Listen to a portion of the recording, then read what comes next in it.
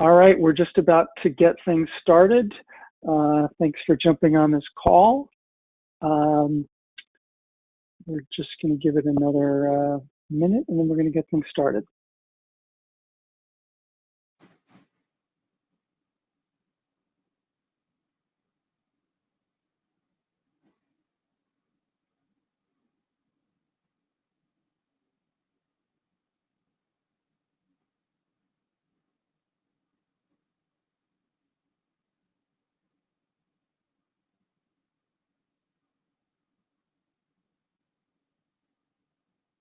Okay. All right, guys. Hi, this is Brian Maiolo from ITK Solutions Group. I want to welcome you to this webinar with ITK's own Susan Alvarez. Our topic today is going to be digital transformation for rural telecom CFOs. And just before Susan starts her presentation in a minute, I just want to thank you for joining us for today's webinar. I know you're busy and we very much appreciate your time. And our goal today is to pack this with as much useful information as possible, and also to make it interactive, to make this something that you can use to really get your own transformation started or to continue with it. So really quickly here, if you don't know ITK Solutions Group, we've been working with rural telecom and broadband providers for years. We've been helping companies like yours become more competitive by leveraging software to become more efficient and also to help you make more informed decisions, to pull that data from that exists in that's already in the company, to use that to make some decisions. So the purpose of today's webinar is to demonstrate how digital transformation can help your business. Okay, and here's the person that's going to help us do that. I want to introduce you to ITK's partner and lead consultant, Susan Alvarez. You may not know much about Susan, but between today's webinar and her upcoming presentation at the Finance and Accounting Show, I think you're going to get to know Susan and see why it might make sense to stick around to the end of this call. Susan isn't your typical software consultant. She certainly knows technology, but she's also been in your shoes. She literally has had various roles, financial roles, including CFO, and really she's able to look at things from that perspective. So being in your shoes, so not just understanding technology, but understanding how to plug that technology into your organization to make your organization more efficient, more competitive. Okay, so without further ado, this is Susan Alvarez, who is going to be leading our presentation today. Great, thanks Brian. Thanks for being on, everybody. I hope this is an impactful presentation today. I think as we go through, you'll see we've tried to do some really terrific research on things outside of what we've worked in, as well as bringing in our work experience to make this something that you can take these ideas home and put them to work.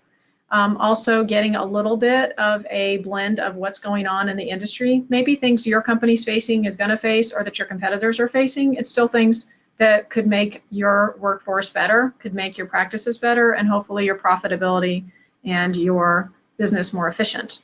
So let's kind of get going. I think we have about 30 minutes of content here, and then we'll take a couple of questions at the end. As a CFO, I always felt if I could go to one of these and bring home a couple of tidbits that I could put to work, it was worth my time. So we'll try and make sure that we are able to do that.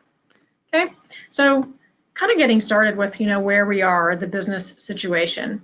Telecom business vertical, as far as change and what's going on with you as a digital disruption over the next 12 months is second only to media.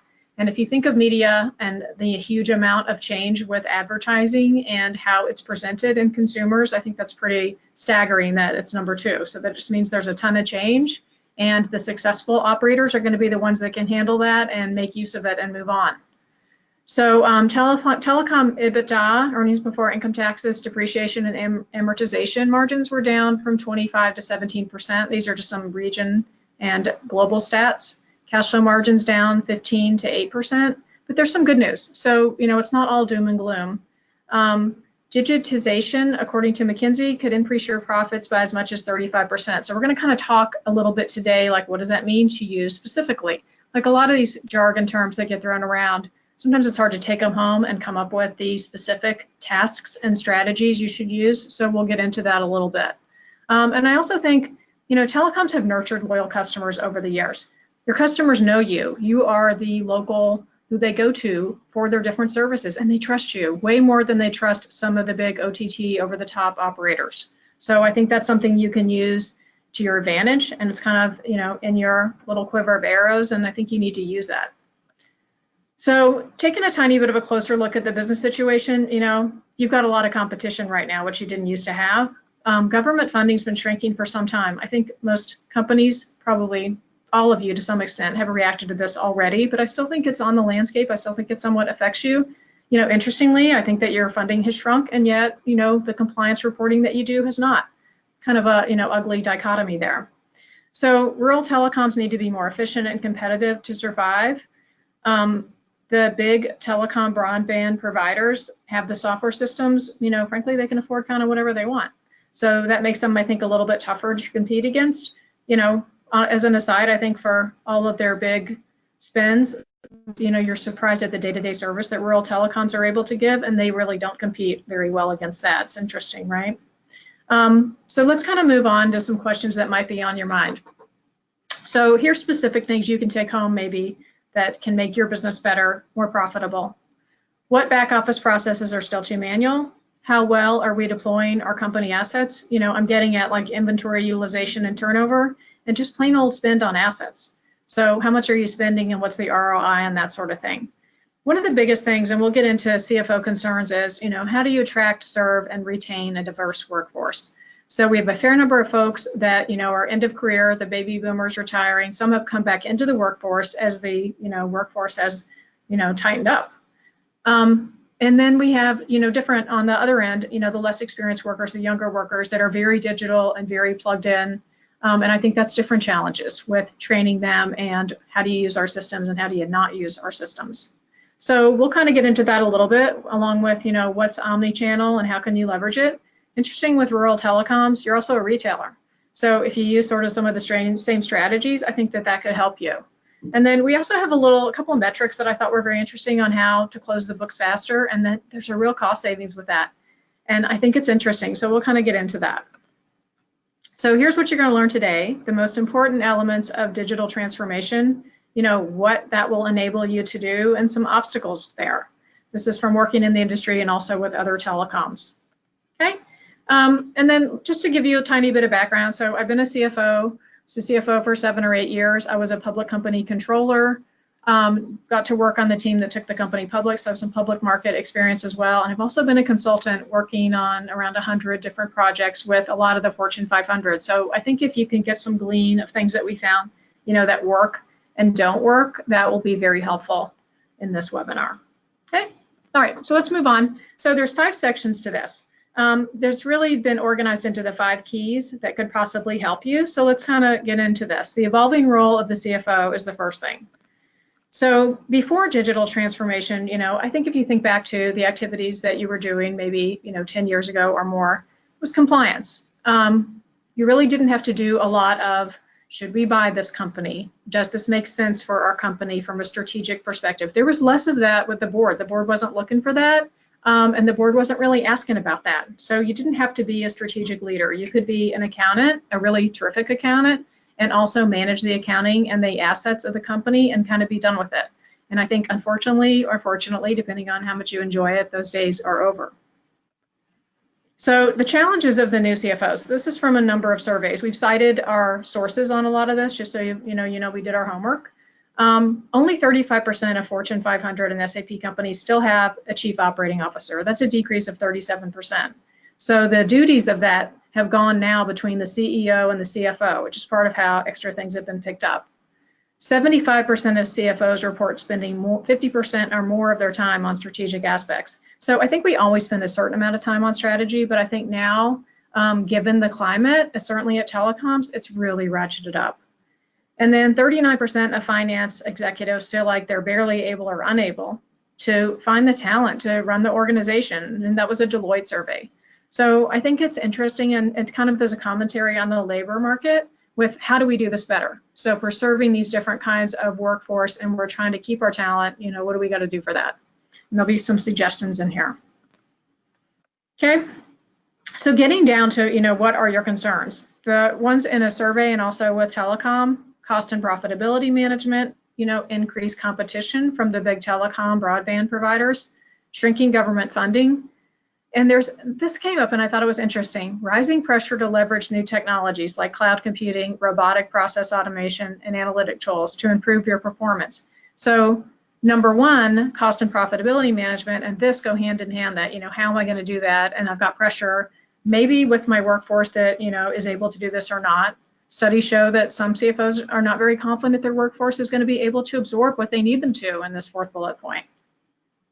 So ability to hire and retain a talented workforce, that goes hand in hand with this.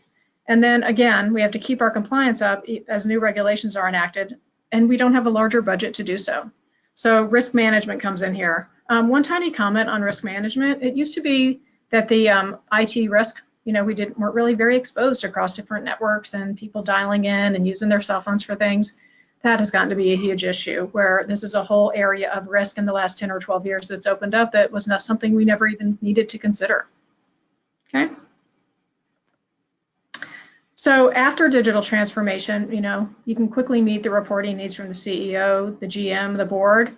You get time to consider acquisitions. There's a ton of consolidation and, like sort of operations being acquired. So how can you complement your offering? These sorts of decisions are falling on the CFO more so than I think that they used to, and more often. So you can leverage the data within the organization to make better decisions, and the role can change from more of a compliance to business partner and advisory. Okay, so one view, different perspectives. So CFO and CIO, what are they kind of looking at? Intelligent financials, operations, improved productivity, fast fulfillment, timely delivery, and increased profitability. So some will be more slanted than others, but in the end, it's all about the central part of the business and how well we service it and grow it. Okay, so one thing this is a fairly large section, and I think this is some of the things that you can take home and put to work. Changing your mindset to be market driven. Okay, and this is actually a nice quote from Albert Einstein. We can't solve problems by using the same kind of thinking we used when we created them. Okay, so question your assumptions, question how you do your business. From working with telecoms versus other businesses, I will tell you that, sometimes you get that it's been something that's entrenched thinking, not a lot of turnover, and I think you have to be careful to make sure that new ideas are being introduced. I think it's an industry that, your industry extremely well, but I don't think that, necessarily the folks within pay attention to what's going on in other industries to take away those little nuggets of things they can learn and put to work. Okay, so the market-driven mindset, I think the biggest benefit for you in the telecom industry is going to be directed at your customer. What does your customer need? How can you meet their expectations for a single, powerful digital experience? So digitalization, how can you put it to work? If I was working in telecom as a CFO, this would be the #1 area that I would get moving and do some things in. So the takeaway is, how are you using your CRM, customer relationship management data? So you should be able to use that to digitally identify, attract, and serve your customers. Now, one of the new things when we talked about new technology, predictive analytics, and machine learning has gotten to be actually very reasonably priced. Analyzing your data, and the machine learns as you go on. So it gets into what customers buy X, prefer Y. So upsell and better service. It's not necessarily just about selling more to your customer. It's about understanding your customer more so that you are their partner in service and that they want to buy more from you because you know what they need and what they want. So customers who buy this are more likely to do that. A Microsoft division actually, used the machine learning. They were one of the first to come out with this, along with the IBM Watson project. And they actually increased their cart rate by 10% because when people logged in, they had the personalized product recommendations, and it was smart. So it sort of knew you're more likely to buy this because you bought that. I think another use of this, which is sort of the other side, right, is who are your at-risk customers. So who are your customers that you are afraid you're going to lose to attrition? And, can you use this data to show you that? customers who do these things tend to be customers that we are going to lose over X amount of time? And can you consider targeting them with a call campaign to reduce attrition? I don't think this has to be super expensive to do. A CRM project actually is one of the least expensive that you can put in place, but if I was going to spend some money, this would be where I would spend it. Maybe internally, this is something you can produce out of your business, but these sort of outcomes, you know, how you can increase your sales, how can you target your at-risk customers, these are things you can take and put to work now. Okay. So when I first looked at this, I thought this was really a terrific graph. So if you look at the telco on the left, the over-the-top providers in the middle, and IT on the right, like one thing that's a huge asset for the rural telecoms is you built a huge loyal customer base. So if you look at the green dots down the left, they know you, they trust you. Building trust with a customer, that's a big deal. Market reputation, having an existing customer base. Really, I know there's a lot of bad news, but this is some really great news that you could use to leverage. So again, if you're going to examine your customer experience, you already have a loyal customer, figure out how to keep them, less attrition, and figure out how to service them better so they want to be your customer and you're their one-stop shop for all these services. Okay. So the next one actually, use your big data. Your big data is what people buy and how they use it. So this was a great quote from the Boston Consulting Group. They did a big survey on telecoms. Telecoms need to use their vast amount of data to gain insight into their customer needs, behaviors, and preferences. Then mine these insights to drive product development, pricing, marketing, and upselling efforts. So it's just what we talked about. And customers want to engage digitally. This surprised me. So this is actually from telecom customers in Western Europe. And when we were chatting about this webinar, you know, I kind of said, well, I wasn't sure I was going to use this initially. But when I looked at the challenges that Europe is facing, lots of attrition, less government funding, difficult to compete against the OTT providers, it's the same things that we have here. So I think this is a relevant graph because the challenges that they faced are the same ones that we have here in the US. So as you've engaged digitally with your customers, customers prefer that. So if we can make a terrific digital experience, no matter how they interact with us, they're going to want to engage with us more and be a more trusted customer and also to buy more from us. So we have to digitize this customer journey and it's going to pay off. Okay. So here's the takeaways. You know, what does the customer need? How can you meet the customer's expectations for a simple and powerful digital experience? So again, this is going to recap a little bit and maybe bring up a couple new things. Analyze your CRM data for these insights. Consider recommended products based upon a customer pattern and demographics. Know your customer and the journey that they're on, where they are in the journey and what they want from you, right? So this isn't just selling things. This is understanding the whole relationship. And then what can you provide? Maybe they didn't know that you could or that they needed. And what can you provide that has a warmer, better relationship than what the OTT providers do, right? So if we can tie together the customer experience in a cohesive manner, I think that's great for them and it's great for us. Okay. So the next section is understanding the bottlenecks, right? Understand what are our impediments to like making these changes and to understanding this data, okay? So people, processes, technology, and cost, right? So the people bottleneck. And I think we see this more in companies that have little turnover because people, you know, in general don't like a lot of change. So they get used to doing their job in a certain way and they kind of don't want to do it any different. Now, I have seen a couple places that had some really terrific training programs where they brought up, you know, their new hires, kind of inexperienced, and moved them around the organization to train in different departments. And I actually think in telecom, you guys do that pretty well. So if you can kind of utilize some of these workers that you have cross-trained, I actually think because they know your business and they know the folks in the different areas and the challenges, you can move through some of this work in a manner that uses your existing people and also kind of doesn't disrupt the folks that this would make uncomfortable.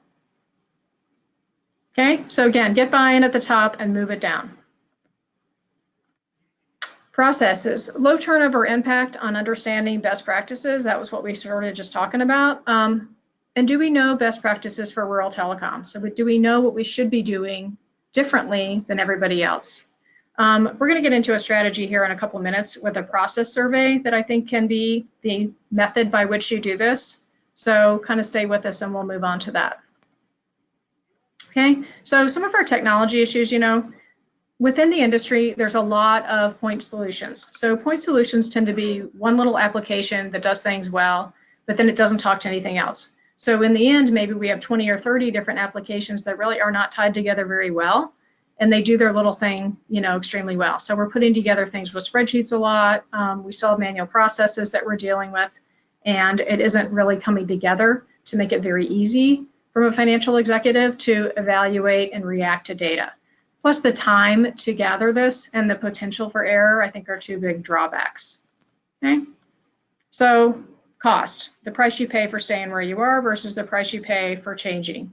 And I actually think this third one is interesting, why we can't afford the tools that big guys have. I actually don't think that's true anymore. I think you can do some of these projects that are really actually across the enterprise for a reasonable cost. I see this coming down, which is kind of interesting, right? 20 years ago, it was more expensive than it is now. In a lot of ways, certainly with hardware and with implementation services. So I think competition, while it's been hard on the services folks, has been good for you as a consumer of these kind of services. Okay. So number 4, how can software modernize finance? So if we looked at the earlier, possibly using a CRM to know your customer, help them with their journey, increase top line, it's a big deal, right? What can we do in the finance area that can help? So this is a second part of a two-pronged approach. So Satya Nadella with Microsoft, actually, engineer, fact-driven, great guy. He's right. It's not about the technology, right? It's that you have to use it to give yourself success, or it's not worth doing. So let's sort of talk through, what are we looking for here? So software to enable the changing workforce. Time and again, and this came up, only in the last 2 years as the labor market's tightened, has it come up so often that CFOs are worried about, oh my gosh, how am I going to run my business? Attract, serve, and retain the diverse workforce. So as talents become scarcer, we have to be smarter about talent deployment, both from what we enable and to make them more efficient, right? We can't have extra bodies all the time, as we could probably afford 20 or 30 years ago. It just doesn't work like that. So from a service standpoint, our systems have to provide a service to our workers to get their jobs done, as well as providing a service of efficiency to get it done in a reasonable manner and with accuracy. So we have to serve two kinds of workers. Older workers who might find this new pace because it's way faster than it was 20 or 30 years ago, right? People don't work 30-hour work weeks, 35-hour work weeks like they used to. And I think that's been, tough for some of the folks that have been in the labor market for a long time to get over. And the new tools are difficult sometimes to learn. Not that they're not smart enough. I think they're plenty smart enough. I think the change management of doing their job differently, that makes it hard, right? And then they're seated next to less experienced workers, younger workers. They're tech savvy, they're fast paced, they're on their phones all the time, they're on their devices. They need different kinds of, coaching where, what should you be doing on this and what shouldn't you be? And how do you use it right and not just, kind of play on it and figure it out yourself? So is this a great stat, I think. 45% of millennials say they would choose workplace flexibility over higher pay. So if we're going to retain these folks, both sets, right? Because I think they both have different talents to offer. We have to teach them the right way to use tools. We have to provide the right tools for them to use. And I think we have to support them as they transition in their own way. Okay. So what's possible with digital transformation, right? We'd like to do two things. We'd like to empower our employees and we want to optimize our operations at the same time. Okay. So what software enables with us is, using modern business processes for your industry, less human intervention, and the speed of service and efficiency. We want to cut our operating costs and increase our customer satisfaction. Okay. So here's the practical part now. So I think now that we sort of talked about the theory and what might you want to do, how do you put this to work? So this is, kind of homework. If I was taking this, and someone to do something with, this is what I would take home and do. So you want to look at optimizing your productivity, right? CFO's in a perfect spot to be the leader of this. You guys have deep knowledge of your company's business units and processes. You're the natural leader for technology advances. Not that you have to know every little bit and knit and gnat of what the technology does, but you have to know the why and the where you need it. Somebody else can do the how, can be your folks to some extent, and if you need help, there's lots of organizations that do it. So I think to kind of be a precursor for this, I think to do a process evaluation performed for your company, I think you could do that internally. You could use an outside firm if you don't feel like you have the confidence that your folks could do this. But I had great success as a CFO in tasking an up-and-coming staff accountant with this kind of work. Here's what they need to do. List all your processes and process flows. For example, purchasing process. How do you decide you need inventory? What happens with issuing the purchase order? How is it sent to the vendor? When you receive it back, how does the warehouse receive the inventory? How is it marked paid? So there's a lot of accounting things that happen, in that flow. And I think you'd want to know which steps are manual. So which ones are happening in the system? Are we emailing it? Does anyone do that by hand? Are we scanning it? And, some people still use faxes. I was surprised because I think of it as sort of a dead technology. So if you have a survey of these processes, so this person pulls it together and you can see what's going on, I think that's going to lend itself as an executive to, what do I need to change? What are processes that are problematic? What take a lot of user intervention? You're kind of going to get at a critical path of your close and critical paths of your information, and then you can see, where are things that you can make improvements. So what are processes that really don't seem to add value from a customer experience perspective? I think to have your process surveyed on all the way your customer orders things and how they're interacted with, what happens at the call center when you take the calls and respond, what are the different outcomes, and how long does it take to have each one followed up on? And I guess, how do you know that the outcomes were followed up on like they were supposed to be? I think it's interesting. I think this gets into a lot of how your business runs, and it's a healthy thing to do every X number of years, 3 to 5. I think no more than 5 because things change so fast. And are these processes that you think are in place really still the same ones that are being worked? So there's a couple examples at the bottom, different than the ones that I gave. How are you processing employee expenses? Employees screened to enter from a mobile app, then workflow approval? Or is there a bunch of copies, traveling around folks' desk? Service tickets, when things need to get fixed from a customer perspective. Automated receipt and dispatch, mobile app for your service trucks and deployment. Inventory evaluation, right? How do we know how much dead inventory we have? How are we purchasing correctly? How do we know what's on stock where in our trucks everywhere at the same time? So some of this gets at ways we could deploy our assets better. There's a real ROI with that right off the bat, right? And ways that we can service our customer better, and just frankly ways that we can service our employees and run our business a little better to make our life easier. Okay. So there was actually a survey on the length of the close process. We were all taught in accounting school that the close needed to be short enough that we had time to react based upon the previous fiscal period to the current fiscal period. So you didn't want to close your books, the 15th or 20th of the next month, because now if we had some mistake in the previous month where we weren't running the business as efficiently as we could, the operations team has no chance to make any changes. If the month's almost up for the next month, by the time they get the results, that month probably is going to be a similar issue as the previous month. So in addition to that, though, which is the speed to react, that you get the numbers in time for folks to actually make a change that's going to positively impact the bottom line. I thought this was interesting. There's actually a cost. If you have a team that takes longer to close the books, it's actually costing you more, not because the team is paid anyway, but because it seems like companies that take longer to close the books also need more people to do it, which I thought was a pretty interesting thing. So if you haven't paid much attention to how long your books are taken to get closed and your personnel to do so, you probably have too many folks on board to do it. So that was kind of an interesting takeaway. Okay. So this is some quick slides on, how finance back office works now. There's too many spreadsheets if systems don't talk to each other, right? And how you would like it in the future. And I actually think most people, thank God we're not an abacus. And I also don't think we're super efficient either. I think everyone needs to look in the mirror once in a while and kind of see where they can make improvements. Okay.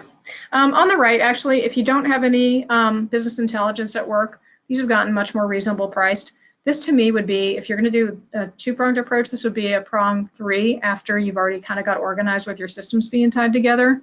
So if you're happy with your CRM journey, if you're happy with your finance journey, then I think this BI and the way it's presented, I think it's really cool. I think it lays up on top of that data. In the meantime, I've also had companies where they did this first because you can actually tie together different data sources to sort of present that, as long as you're confident that the sources that we have are accurate and that, there's nothing that needs to get fixed there. Okay. So what's possible for finance back office with Fortune 500 tools? And this kind of goes into a little bit, how we have different divisions and departments, more complete financial picture, increased efficiency. And I think these Fortune 500 tools, like we used to think of these as these giant, SAP type systems that were, millions and perhaps even billions of dollars to implement. It's not like that anymore. I think there's some really good cost-effective systems out there that can tie ERP, enterprise software, together across the entire organization and, do a really terrific job of it. Okay. So getting started. So I don't think this is, we've given some specifics on how you might get started with this, but again, just getting started, you do it a little at a time. You don't have to like bite off the whole chunk. So you decide if you do need to change. I think, there are very few of us that don't need to change, and start with a plan. What are you going to do? Are you going to do the process survey? Are you going to spend time on digitizing your customer journey? Are you going to think about what you could do as far as recommended products? Specifics that will have an ROI if you're going to spend your time and the time of your staff on it. Okay, and then I think it's one step at a time. This is very like we learned early in our career with just being organized and kind of planning it out. Sometimes once you've got a plan and you can delegate a lot of this, it becomes something that is just going to take a life of its own on, and I think you'll see some really good results. Okay. So this again kind of goes over what we chit-chatted over: changing your mindset, how software can modernize finance, understanding the bottlenecks, the evolving role of the CFO, and just frankly getting started. Okay. So again, start small. It's not an all or one thing. Just kind of digest what you can. Improve your processes. That's why we suggested the process survey to get started. I think you got to jump to that before you start thinking about software. And I think change your mindset first, right? We're the leaders in mindset change. And I think if you're positive and kind of helping people get things done, I've really been impressed with the CFOs that I've worked with in the past. And the fact that they can get their folks moving, they know how, and they just sort of practically cut to the chase on getting some of the stuff done. Okay. We are an industry leader with this, and just to toot our own horn a tiny bit. So we have some really great clients. And I think we're a little different, right? So we're a business partner. We're not just a software partner. We kind of look at the right experience, not the most expensive experience. It's got to be something that makes sense for the company, and we'll help think through the ROI on a lot of this stuff. Okay. Here's some quotes from our customers, which were always really nice to hear. I think we're very reliable. I think that we are very good on our responsiveness. And I think, some of the most obvious things sometimes are some of the most obviously missed. So it's nice to see, that we're hitting a lot of the things I would expect that we do. Okay, here's some of our customers. We actually have some great names and appreciate being able to service them. Terrific people, and I think that have made positive changes in their company. Okay, so a couple of invitations for you. We're actually speaking at the NTCA Finance and Accounting event, August 27th, covering some of the concepts that we had here as well as some additional ones. So it would be really terrific to have a conversation. And we're glad to take some questions now if anyone has any. And then I think, Brian, are you the leader on us with this? Yep, Susan. So yeah, let me just jump in here. We do have a couple of questions, so let me drop these in. Looks like the first one I can take, which is, how do I get a recording of today's webinar? So good news, we've got you covered there. We're going to be sharing a link to today's webinar, and if you keep your eyes peeled in the coming days, there'll be an email coming to you so that you can view the webinar. So that will be forthcoming.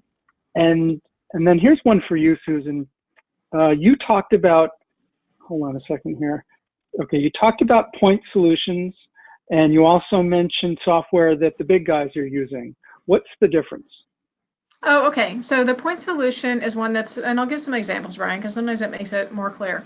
So a point solution is something that you buy to do something specific. And a point solution is actually going to be fabulous at the one single thing that you buy to do, because that's all that it's made for. So a point solution might be, I'm trying to think of an easy example.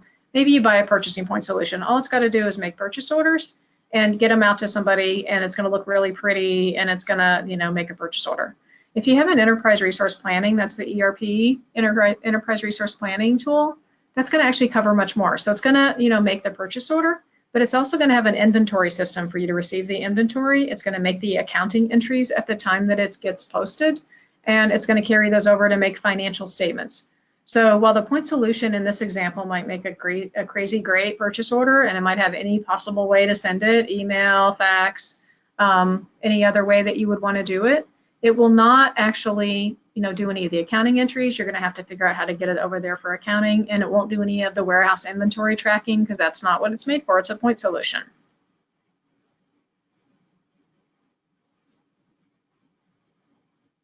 That's great. That's great. Fantastic. Okay, hold on a second here. So we have got another one here.